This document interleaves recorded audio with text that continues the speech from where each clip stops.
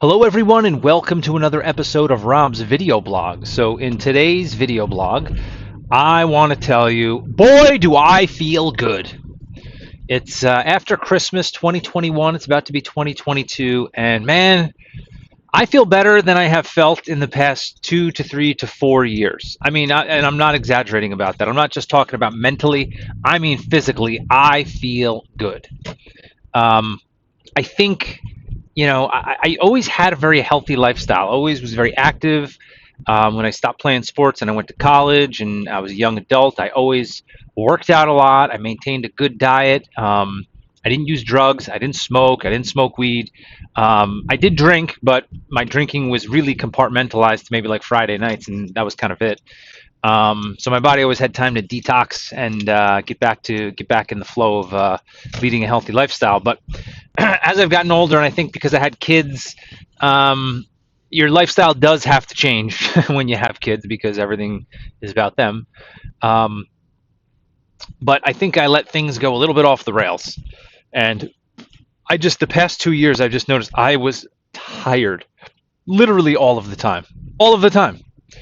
I got like one of those like watches that would check to see how long you slept and stuff like that. And I was sleeping 8 hours, 8.5 hours, 7.5, 9 hours. And I would wake up and I would feel exhausted. And then I would feel okay a little bit in the morning. And then by the time the afternoon came, I was just exhausted and I would crash. I would come home and I was tired. I wouldn't want to play with kids. And it was weird because I was like tired, but then when I went to sleep, I couldn't sleep well. It was just a complete disaster. It was really, really bad. And I tried getting back into working out, and working out helped a little bit. With the days I would work out, it would be easier for me to fall asleep. I think because I would, tire myself out physically because I have a desk job. Um, but it just it just wasn't the same as like when I used to work out. I used to be difficult to do the first couple exercises to get to the gym, in this case my basement, to get to the basement, put my music on and just block everything out and work out. And then by the time I'd get into like my second exercise, you get the juices flowing and you feel good and you're like, oh, let's go, I'm going to throw a weight through the ceiling, I feel great, let's go. That would always happen. That in the past 2, 3, 4, 5 years, that never happened. I never got to that point. It was literally always a struggle, which is probably why I would go a couple weeks of working out 3, 4, 5 days a week, and then I would just fall off. And then, like I said, we taking care of the kids and traveling to see my in-laws and my parents and going to the shore and going skiing and stuff, that kind of gets in the way. But at the end of the day, it's all excuses, right? So anyway, fast forward, I feel like crap. And you go to your regular doctor and they're just like, oh, everything's fine. What's your like? And I tell them, oh yeah, you should probably cut back on the drinking a little bit. And okay, you have 1 cup of coffee in the morning or one energy drink in the morning. That's fine. That's not an excessive amount of caffeine. And your blood pressure is a little bit high, like 130, 132 over 85, 90. Pre-hypertensive, but that's not super high. But you're okay. Your blood lipid level, got cholesterol's like again on the cusp of being high, on cusp of being a little bit high, but not high. Everything's fine. There's really nothing wrong with you. So last year I said, look, maybe I have low testosterone. I'm like in my mid 30s, and that happens. You're not the same person you were in your 20s. So I had my testosterone tested, and like the normal range on those things is somewhere between 3 and like 900, and mine came back at 391, which is like middle of the road, but still kind of low. My doctor was like, "Oh, that's totally fine." Well, this fall I was like reading about it because I was looking at my symptoms, like always tired, this, that, brain fog, kind of like hard to concentrate on things, just not feeling productive and motivated. And one of the things that popped up was like, oh, if you have low testosterone. And then I started reading, and it said, well, just like every other metric established by governmental health agencies, like the normal range doesn't mean optimal health. Now, I did a video on optimal vitamin D levels, which, by the way, if you want to stay healthy in the winter, you had better optimize those vitamin D levels because vitamin D is a huge part of your immune system, modulates your immune system. And if you're depressed with vitamin D, not in the optimal range, which is like 60 to 80 nanograms per deciliter, I think that's it. You're not firing on all immune cylinders. Anyway, So yeah, the regular doctor is just like, it's like, hey, all your levels are within quote normal range, so basically you're not going to die within the next 6 to 9 months when I see you next for blood work. Oh great. That's not, you want to live for optimal health, right? I don't know about you, I don't just want to not die, I want to live. There's a difference between not dying and living, and if anything, COVID has showed us that there's a big difference between not dying and living. Anyway, um, so I was looking up like these hormone replacement clinics and stuff like that, and a lot of them are like kind of together with what they call like wellness clinics. And so they're, you wouldn't go to them to treat, ball cancer or something like that, or you wouldn't go to them to treat, bronchitis or being sick, but you will go to them for them to optimize a workout schedule for you, optimize your diet, rebalance your hormones, check all your vitamin D, check all your vitamin levels, check your, they do a full metabolic panel and all this kind of stuff. So anyway, I found this place, $200, did my blood work, everything, check my testosterone levels, check my estrogen levels, everything you can imagine, all the vitamins, full blood panel, lipid profile, um, kidney function, liver function, PSA for prostate. They checked everything. It was $200. And then I got a 1 hour consultation with the doctor. So think about this. For $200, I got a full workup of like basically everything you can surmise from a blood panel, from getting your blood drawn, and a 1 hour consultation with a very knowledgeable doctor. And it was all within 3 days of placing a phone. I placed a phone call like, oh, you need to have blood work done at LabCorp. We'll send in the prescription. When can you get it done? I said, I'll go tomorrow morning. I went the next morning, got the blood work done. I called them back, said, okay, blood work's done. They said, all right, we'll schedule your next appointment. This was, I think, a Friday. They said, we'll schedule your appointment Monday afternoon at 12 o'clock with the doctor. And you get an hour to just, you Zoom with the doctor and you talk and ask any questions. And if we have recommendations for lifestyle adjustment, or maybe you need to have a sleep study done, or maybe we can rebalance your hormones or increase your hormones if we think that's the issue. Whatever the case is, the doctor will go through with you and make recommendations. And at the end of the day, the choice is up to you. You do whatever you want to do. But it was like 2 or 3 days, and I got that kind of attention for $200. It's amazing what happens when you don't go through insurance companies. So anyway, had my blood work done, talked to the doctor, and my testosterone was actually way higher than it was last year, which is odd. It was like 761, which is on like I'll say like the high normal end of what like the lab range is. But again, the range that the labs put on there is like the range to not die. It's not optimal range. So in case you didn't know, the way that they develop these ranges is they take like whatever, 10,000 normal healthy adults in your age range. They take their blood, they test all of their they test all the things they're going to test: the vitamins, lipid profile, a red blood cell count, all that good stuff. And then they say, okay, well, this is 10,000 normal people, so anything in here, any of these levels that's not a complete outlier, we're going to call that the normal range. Okay, but like just the average guy who doesn't have heart disease and doesn't smoke, maybe he doesn't exercise. Okay, he's got okay blood pressure, but like that's not optimal health. Nobody would say that that's optimal health.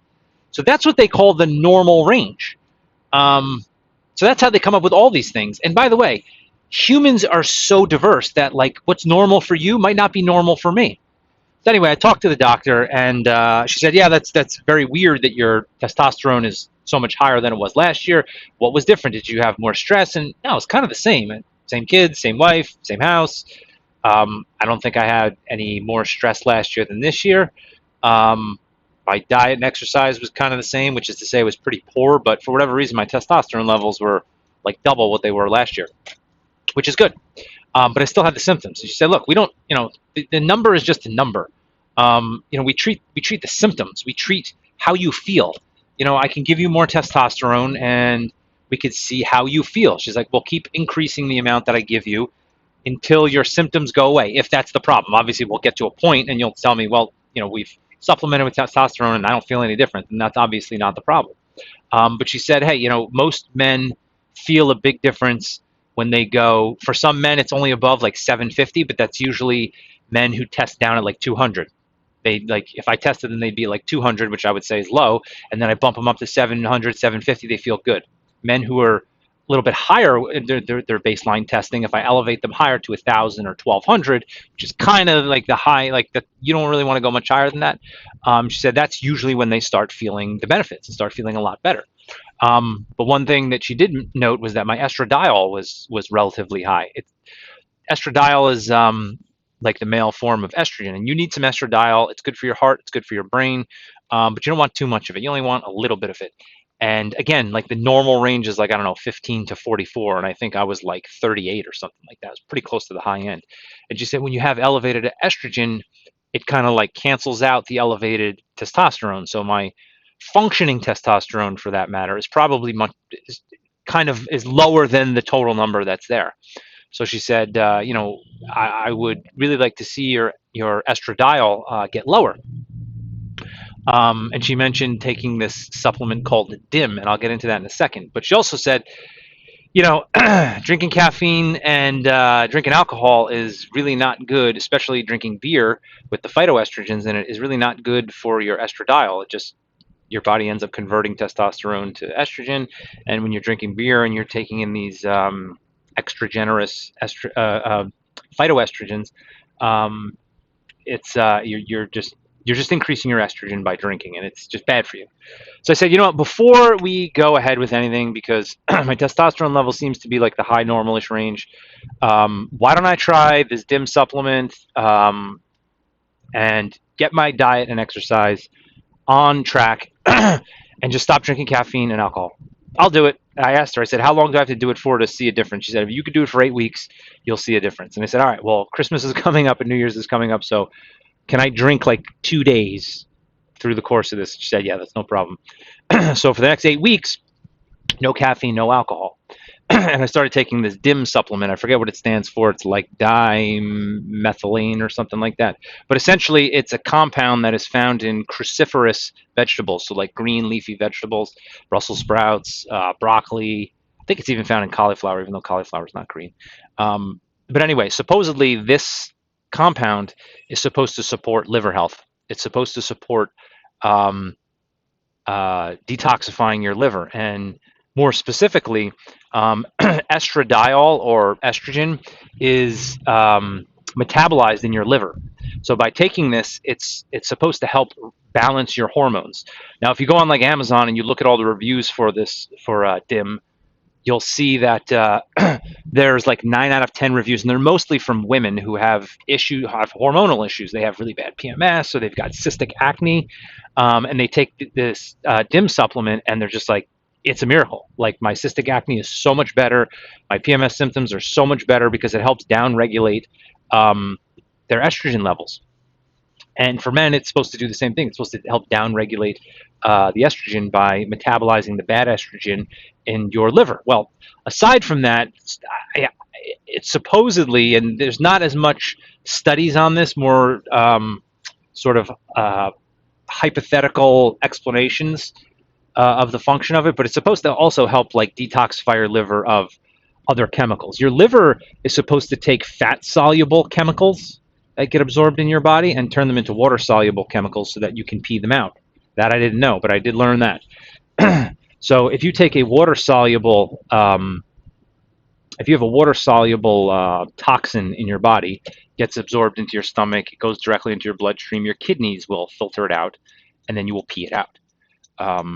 When you have a fat-soluble chemical, your kidneys cannot filter out because your urine is water-based, obviously. Your kidneys cannot filter out fat-soluble items. They have to be water-soluble. So your liver takes those fat-soluble toxins and converts it into a water-soluble toxin, and then dumps it back into your bloodstream, and then your kidneys filter it out. So anyway, the DIM supposedly facilitates this function in your liver to allow it to convert toxins into water-soluble toxins so that your kidneys can filter them out and pee them out. Sounds plausible to me. All I know is I started taking this DIM stuff and my pee was brown. And when I say brown, I mean it was so dark brown, and it stunk. It was so dark brown that I thought for like a minute that I had like blood in my urine. I was a little concerned. I was like, oh, I don't know how long I'm going to let this go before I go see a doctor. And then I started Googling it, and people said, yeah, when you start taking DIM, like your pee will like turn kind of brown, and it's from the dim, metabolizing in your liver, your liver kind of detoxifying itself, getting all the shit out of your body. And it also kind of smells like really bad, kind of like if you eat a lot of asparagus and you pee and it like stinks. It's kind of like that because it's from similar type of green vegetables. That's what happens with that compound. So anyway, I stopped drinking caffeine. Wasn't that difficult. Just kind of weaned it off of like 4 days. I had like one day of a headache, which I took like 3 Advil, and that was it. I haven't drank, and within like 5 days, I felt phenomenal. I mean, I feel phenomenal. And I think a lot of it has to do with my sleep too, because like I said, I got that watch that tracks your sleep. Well, not only does it track like the hours of sleep that you get, but it also tracks the quality of sleep. And so if you move around a lot because you're not getting into a deep sleep, it tracks that and it knows and it tells you, oh, you got 9 hours of poor quality sleep. And 9 times out of 10, when I woke up, it said like average sleep or poor sleep, even though I would get 8, 9 hours of sleep. Now I'm waking up 8 hours of sleep high, 7.5 hours high, 8.5 hours high. It's restorative sleep. I'm getting into my REM cycle much faster than I was before. And I'm dreaming again, which is interesting.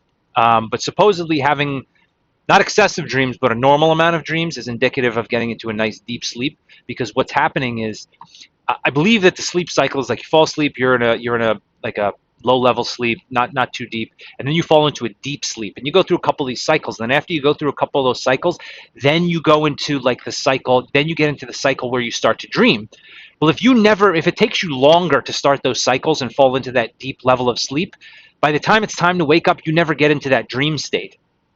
And so it's kind of a rough indicator that if you wake up in the morning or in the early morning hours, 4 or 5, 6 o'clock in the morning, you're starting to dream a little bit. That's indicative that you're falling quickly asleep and you're getting into that deep REM sleep quicker and longer than if you don't have than if you're not having any kind of dreams like that.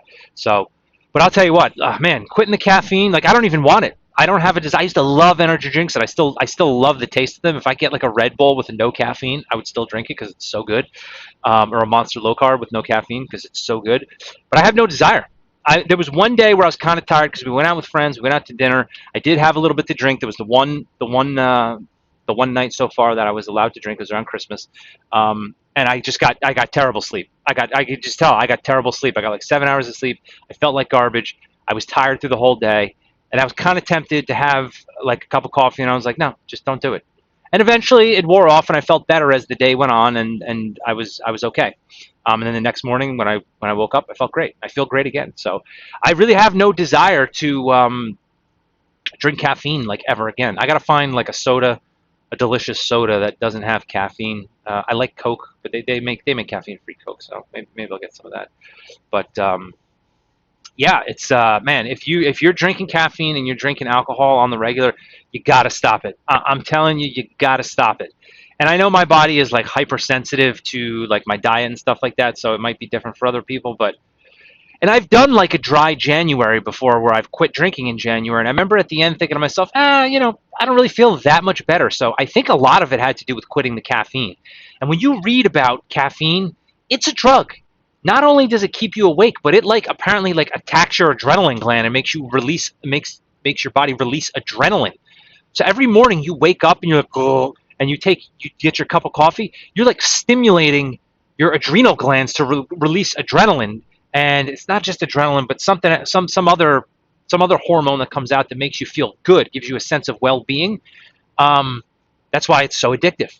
But what happens is when you hyperstimulate that, other things that normally would stimulate your adrenal gland and release the other. God, I can't remember it.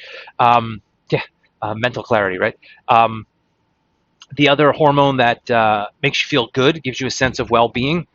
The things in your life that would normally elicit that feeling, like working out, no longer elicit that response, which explains to me why when I was working out, I wasn't getting that hit of adrenaline or whatever it is that makes you feel good once you start working out and get into your workout, because the caffeine had already fatigued that whole neurological pathway. We already got that hit at 8 o'clock in the morning from drinking my coffee, and when you try to get it a second time, like any other drug, it just doesn't work. So, man, I'm telling you, if there's, like, I'm telling you, it's almost New Year's. I don't believe in New Year's resolutions because if you got to make a change, you just change it when you're going to change it. But I'm telling you, get off the caffeine and stop it with the alcohol. Listen, you want to drink, wait till the weekend and have a couple drinks and get buzzed so you can feel it and enjoy it. Honestly, like, listen, I get it's a social thing and stuff like that. And it's like, oh, I'll have a beer with dinner. I'll have a glass of wine with dinner. It's like, honestly, what's the point? You're just poisoning your body. You probably don't even get the nice buzz to get the feeling from it. It's not worth it. It's really not because you're just slowly poisoning yourself. So if you're going to drink the alcohol, I say just wait till the weekend. Pick a day on the weekend, whether it's football Sunday and stuff like that, and then drink then. Enjoy it, and too, you're less alcohol tolerant, so you don't have to drink as much to get that to get a buzz. So it's better to kind of reserve it that way. And another thing that I would say, which I think I'm going to start implementing after this 8 weeks, if I'm going to drink alcohols, I'm going to try and drink like during the day, because it, like, if let's say like I'm watching, let's say there's a Formula One Grand Prix on at 12 o'clock or whatever, I could have a bunch of beers, get buzzed, have a good time, and then like sober up by the evening. And then when I go to sleep, I won't have those negative effects um, in my sleep cycle. Whereas like if I drink at dinner or before dinner or in the late afternoon or at night, by the time I go to sleep, it's like prime time for the alcohol to screw up my entire sleep cycle and make me feel like garbage. So that's kind of the plan going forward. If I'm going to have some alcohol consumption, is do it during the day and only do it like once a week. But I'll say it one more time, guys. Stop the caffeine, limit the alcohol, and I'm telling you, try this dim supplement, guys. It's going to turn your pee all sorts of weird colors, but I'm telling you, it's phenomenal. I feel fantastic. I've been working out the past 2 weeks. It's been great. I'm hoping to just keep plowing through and keep it going. But I will say about the dim, like every 10th review of using the dim says that it gave people really bad headaches. Um, and I've read some stuff basically saying like, yeah, you got all this shit built up in your liver, and so you take the dim and it facilitates the releasing of all those toxins into your bloodstream so that your body can filter it out in your kidneys and in your pee. And so, yeah, it would make sense that if you had all these toxins kind of stored up in your liver and then it gets released into your bloodstream, it's going to give you a headache and you're going to feel like crap. People have reported feeling like crap for a couple of days and sticking with it and then felt better. Some people got headaches so bad, like migraines, that they had to go to the hospital. So what they've said is when you start the dim, start on like the lowest dose possible. If you can buy like 100 milligram capsule, like take a half a capsule first couple of days, then take a full capsule and work your way up to like the regular dose of about like 100 milligrams if you're a small person, or 200 milligrams if you're like a man or something like that. So anyway, that's it. I'm feeling great, and I hope that you guys are feeling great. If not, please, please, please just try it. Do it for like 4 to 8 weeks and see how you feel. Also, keep in mind if you've been drinking like 1, 2, 3, 4, 5 cups of coffee for like years at a time, it's going to take a lot more than like, it only took me like 4 days to wean off it without too much of a side effect. If you've been drinking a lot of caffeine, it's going to take you quite a bit longer, a couple of weeks to wean off of it. But you got to do it, man. I mean, do you want to be addicted to a drug your entire life that just kind of makes you feel like crap and tired all the time and dependent on it? And at some point, you just got to get on with your life and live it. So, anyway, thanks for watching, and I'll see you again next time.